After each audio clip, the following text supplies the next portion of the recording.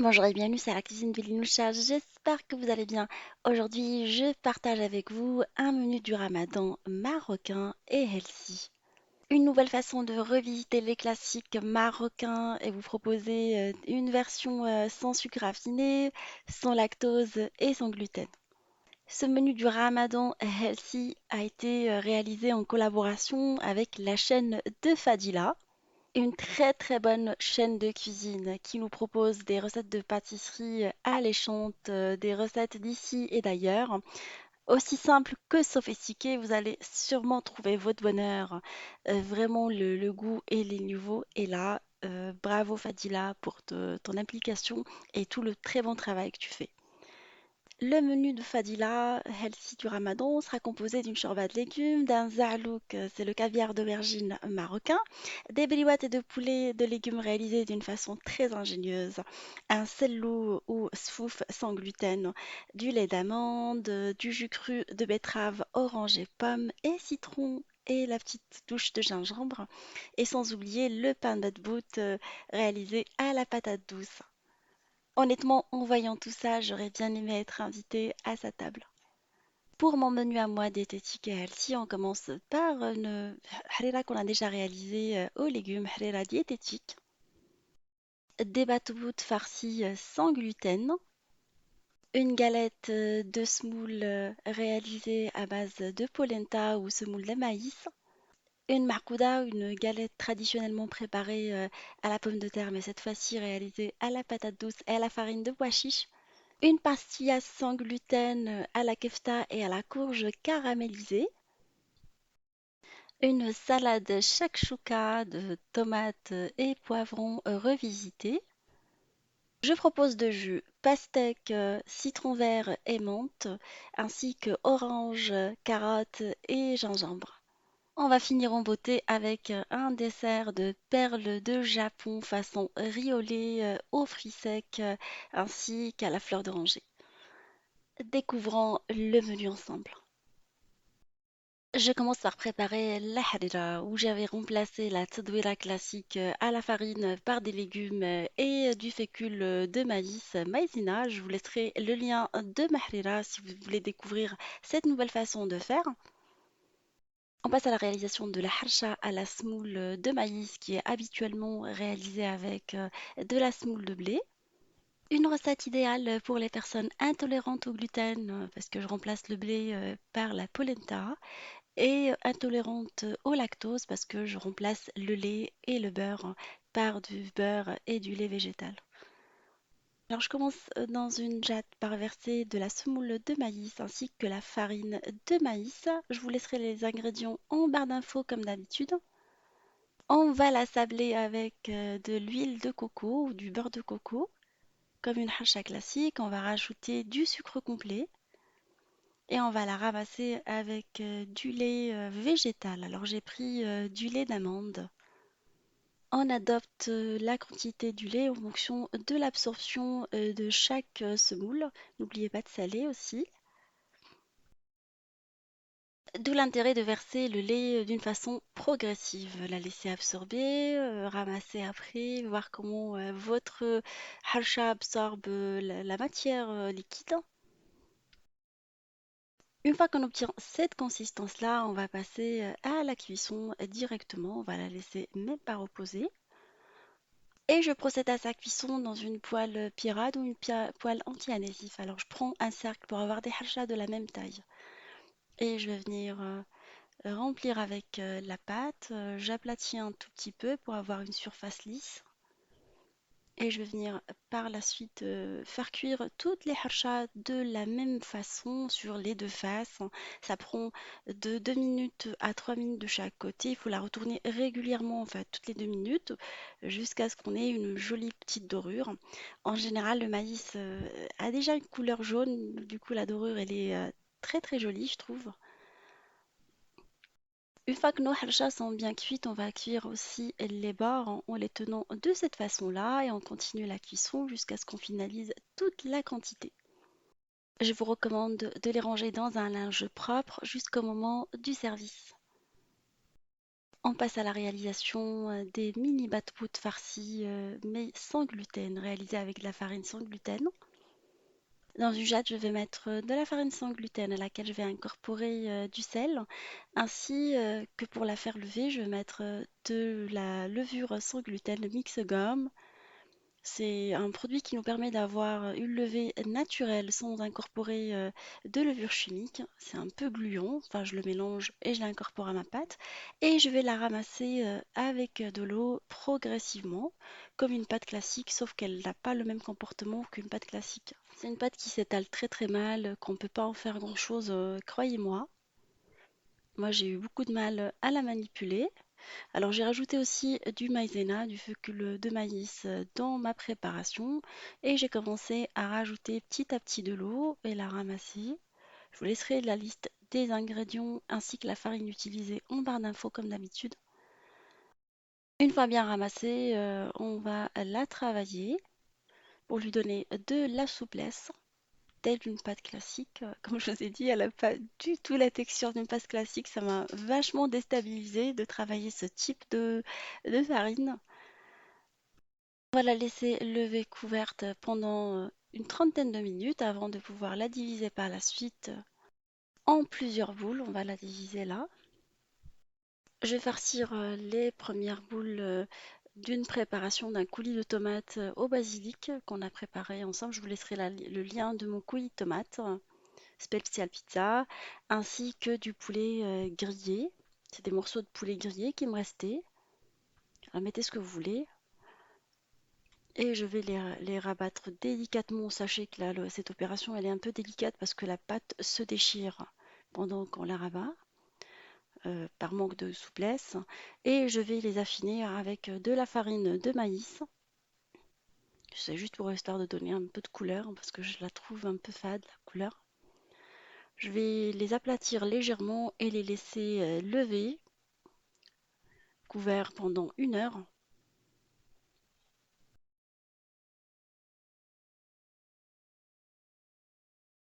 Le deuxième modèle, je vais le farcir avec un mélange de thon, d'olives, d'harissa, des herbes.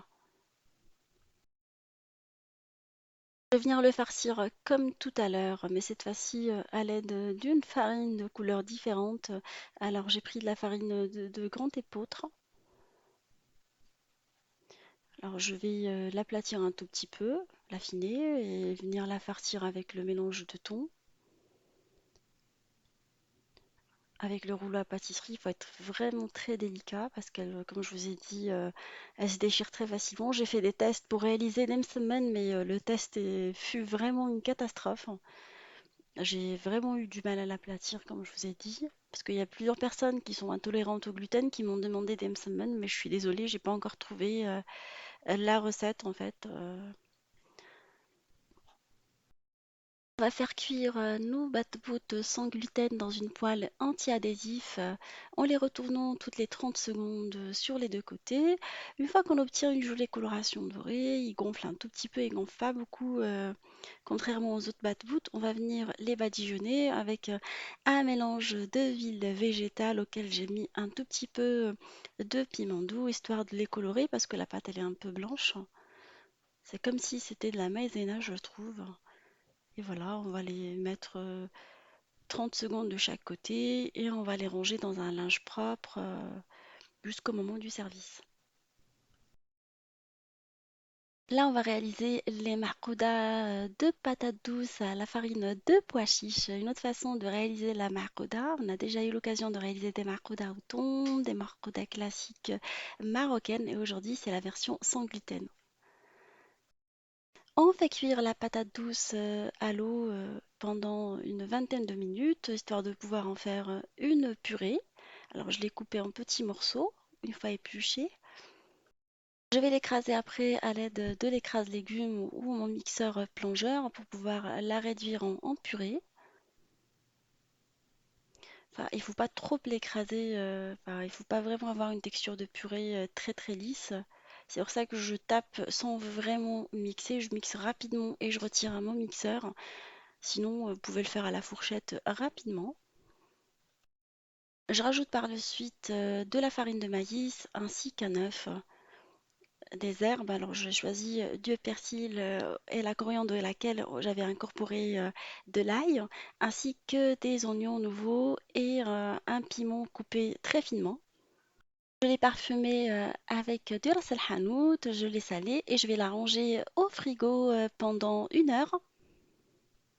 Mouiller après mes mains et je vais la diviser en plusieurs boules de la taille d'une noix que je vais mettre de côté. Je vais la passer après dans la farine de maïs. Je vais tapoter un tout petit peu en formant des petites marcoudas, en fait des petites galettes, que je vais faire passer après dans l'œuf battu et dans la chapelure de pain sans gluten. C'est ce qu'on achète dans les magasins spécialisés, style Naturalia. On trouve la chapelure sans gluten. J'essaye toujours de former une forme ronde et là, je vais la ranger au congélateur pendant 1/2 heure pour pouvoir la cuire par la suite. J'ai opté pour une cuisson au four. Alors, je vais la mettre dans une plaque tapissée de papier cuisson et je vais la faire cuire dans un four préchauffé à 180 pendant 25 à 30 minutes en surveillant la cuisson jusqu'à ce qu'on ait une belle dorure de nos marcoudas.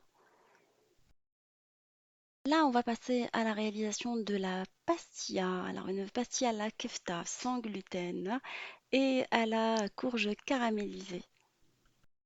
Dans une poêle antiadhésif, je mets de l'huile de coco et je fais colorer un oignon coupé finement dedans. Une fois bien translucide, je rajoute la viande hachée par-dessus. Je vais émietter la viande hachée à l'aide d'une spatule. Alors, je vais la parfumer avec du ras el hanout ainsi que de la cannelle. Ça va être une version qui change d'habitude, une version sucrée-salée pour changer. À la maison, on n'aime pas trop. Moi, ça dépend des périodes et des saisons.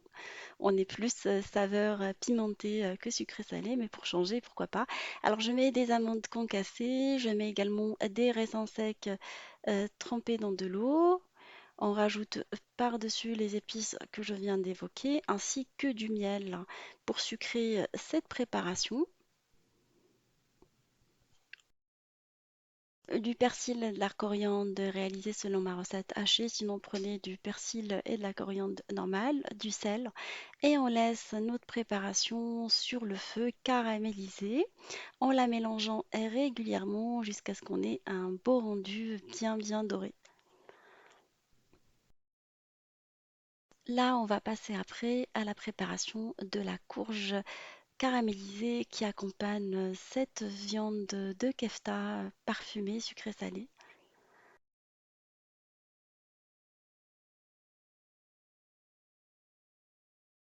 Alors je mets la courge dans une poêle ou dans une casserole si vous voulez, profonde, une poêle profonde ou une casserole. Vous rajoutez par la suite de l'huile de coco comme tout à l'heure et vous les faites colorer correctement. Alors il y avait du persil dans ma cuillère, du coup je ne l'ai pas rincé, je suis désolée. Mais tout se mélange après dans la pastilla, c'est pas très grave.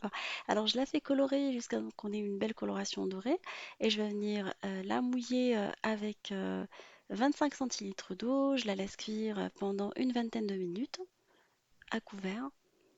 On va mettre une petite pincée de cannelle pour le goût. On va rajouter également du sucre roux complet.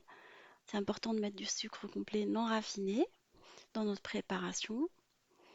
Une fois l'eau bien réduite, c'est important de rajouter ça à la fin. Et on va commencer à l'écraser à l'aide de la cuillère en bois ou d'une spatule classique jusqu'à ce qu'on ait une purée de courge caramélisée. Pour lui apporter un petit côté croquant, bah, je vais rajouter quelques noix alors que je vais venir briser entre les mains. Ça, c'est à la fin vraiment de la cuisson, juste histoire qu'il s'imprègne du goût. Et je vais la laisser de côté refroidir avant d'attaquer le façonnage de nos pastilles. Alors, pour les feuilles de briques, je vais les remplacer par des feuilles sans gluten. C'est les feuilles de riz. C'est tout ce que j'ai trouvé qui se rapproche un tout petit peu de la texture de la feuille de pastilla. Et je vais les faire ramollir dans un mélange qu'on avait vu ensemble pour les semaines qu'on avait déjà réalisé avec un œuf, du lait, végétale cette fois-ci, ainsi que de l'huile qu'on va bien mélanger. Et on va faire plonger nos feuilles de riz pour les faire ramollir dans ce mélange. C'est comme si on les faisait ramollir dans de l'eau, en fait. C'est comme si c'était des nems classiques. C'est juste histoire de tricher un tout petit peu pour avoir une feuille beaucoup plus souple et beaucoup plus goûteuse qui se rapproche de la feuille de brique, d'où l'intérêt de faire cette façon-là. Alors, je vais déposer une première feuille ramollie sur un plan de travail. Je vais venir déposer une deuxième pour la doubler. Et on va la farcir avec la kefta dans un premier temps, ainsi que la courge. Et je vais rabattre les côtés, telle une pastilla classique. Vous pouvez la réaliser dans des emporte-pièces si vous préférez. Moi, j'ai essayé de lui donner une forme de pastilla très très classique comme ça, carrée. Je vais les badigeonner avec de l'huile végétale et je vais les faire cuire dans un four préchauffé à 190 pendant 20 à 25 minutes en surveillant la cuisson de nos pastillas. À la sortie du four, ils ont pris une coloration dorée. Je vais venir les parsemer avec du sucre glace. Ça reste optionnel, mais moi, je voulais donner un petit aspect pastilla sans gluten. Enfin, un aspect qui se rapproche de ce qu'on connaît. Et je parsème également avec de la cannelle. Pour la réalisation de la slata meshwia revisitée, j'ai mis un tout petit peu d'huile d'olive dans une poêle anti-adhésif et j'ai coupé des tomates, des petites tomates en fines tranches que je vais venir griller dans la poêle. Je rajoute par-dessus mon mélange magique persil, coriandre et ail pour qu'il se parfume à ça. On les sale un tout petit peu. On peut mettre du piment si on aime ça.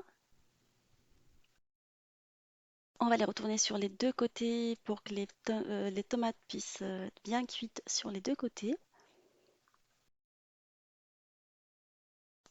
Une fois bien grillées pendant 2 à 3 minutes, ça suffit, il ne faut pas qu'elles soient vraiment ramollies. On va les ôter et on va les remplacer par des poivrons. Les poivrons qu'on a fait griller et qu'on a conservés dans un bocal d'huile d'olive, sinon vous les grillez le jour même et vous les réalisez selon ma recette de slatam chouïa ou meshwia. On va pas rajouter de l'huile d'olive parce que les poivrons étaient déjà conservés dans de l'huile d'olive. On va les parfumer avec de l'harissa, on va mettre un peu de cumin, le mélange persil et coriandre à l'ail. Et voilà, on va bien les griller, on les écrasons un tout petit peu. Et on va dresser notre salade à mashwia en mettant un tout petit peu de poivron dans chaque tomate. On va essayer de les mettre comme si c'était des spaghettis. Voilà, on va finir par décorer avec de feuilles de persil ou de coriandre comme vous avez envie. On va réaliser un pudding healthy crémeux à la fleur d'oranger et aux fruits secs. Alors, je vais utiliser de l'huile ou du lait plutôt végétal. Alors, j'ai pris du lait de riz. Vous pouvez mettre des mélanges en riz, amande ou ce que vous avez envie de manger. Et je vais venir mettre des perles de Japon ou des perles de Topiaka. Je vous laisserai la liste des ingrédients, ainsi que du sirop d'agave dans un premier temps, comme sucrant naturel. Et je vais laisser tout ça cuire sur un feu moyen en mélangeant de temps en temps pendant une vingtaine de minutes. Je vais mettre après du sucre roux complet ainsi que la fleur d'oranger que j'ai mis au départ, j'ai oublié de vous le dire. Là, on commence à avoir un épaississement. Je le laisse quand même cuire 10 minutes supplémentaires en mélangeant régulièrement pour éviter d'avoir des paquets. C'est comme un riz au lait. 2 minutes avant la fin de la cuisson, je rajoute de la poudre d'amande qui va venir donner un côté onctueux et parfumé, une douceur supplémentaire en mélangeant bien pour éviter d'avoir des grumeaux. On va dresser notre douceur dans des verrines et on va venir la décorer avec des fruits secs. Alors j'ai pris de la pistache concassée, des amandes concassées. Je rajoute également des raisins secs. Vous pouvez mettre des dattes. Vous pouvez mettre des couches en fait. Moi j'ai regretté à la fin, c'est mieux de mettre vraiment des couches. Une couche de pudding, une couche de fruits secs. Et voilà, on la laisse au frais. C'est recommandé de le préparer le matin pour le soir ou la laisser pendant 6 heures au frais. C'est très important avant de la servir. Je vais réaliser après un jus frais qui aide vraiment à calmer la soif. Avec du jus de citron vert, je vais mettre de la pastèque ainsi que de la menthe et j'ai rajouté du Schweppes tonic dedans. J'ai trouvé que ça apporte un petit côté pétillant à cette boisson. On va mixer le tout. Réaliser un deuxième jus avec de l'orange pressée, de la carotte, ainsi que du gingembre. Vous pouvez mettre du miel. Moi, là, j'ai mis un tout petit peu de miel et des glaçons. Et j'ai mixé le tout pour avoir un jus parfumé. Et voilà mon menu marocain healthy maintenant pris. Alors, je commence toujours par du jus et des dattes. Après, j'attends 20 minutes. Les batbout au thon et les autres batbout réalisés avec la tomate et le poulet, tomate au basilic. La galette de mini harsha que vous pouvez déguster avec du miel si vous aimez ça. La harira diététique qui a été adoptée à la maison. La marcouda ainsi que la pastilla et la slata meshwia. Sans oublier le dessert crémeux qu'on a réalisé ensemble, qui se mange très froid, qui est très très doux. Croyez-moi. Alors, j'espère que cette association de recettes healthy marocaine vous fera plaisir aux personnes qui préfèrent manger de cette façon-là, healthy, et faire attention à leur ligne ou tout simplement les personnes intolérantes au gluten et au lactose. N'hésitez pas à faire un tour sur la chaîne de Fadila qui propose pas mal de menus pour le ramadan justement et en dehors du ramadan. Vous ne serez pas déçus du voyage culinaire qu'elle vous propose. Et moi, je vous dis, on se retrouve sur la cuisine des Loucha avec des nouvelles recettes, un nouveau voyage culinaire ou un nouveau menu pour le ramadan. Et à très bientôt, j'espère. Au revoir.